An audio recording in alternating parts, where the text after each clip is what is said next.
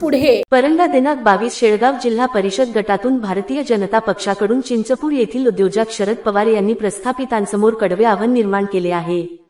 त्यामुळे प्रस्थापितांचे धाबे दणाणले आहेत।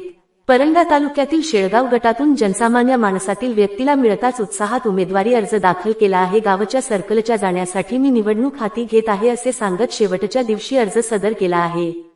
पवार यांनी उमेदवारी अर्ज भरला। आजपर्यंत या मतदारसंघातील प्रस्थापितांनी दुर्लक्ष केले, त्यामुळे विकास झाला नाही असे सांगत अर्ज भरला। यावेळी भाजपा तालुका अध्यक्ष अरविंद रगडे, युवा नेते संकेत ठाकूर, भाजपा ज्येष्ठ नेते रमेश पवार, पंचायत समिती माजी सदस्य सतीश देवकर, युवा नेते अनिल पाटील, सरपंच महेश देवकर यांच्यासह शेळगाव गटातील कार्यकर्ते मोठ्या संख्येने उपस्थित होते। हा निर्णय घेतल्याने प्रस्थापितांचे धाबे दणाणले आहेत असे सांगितले।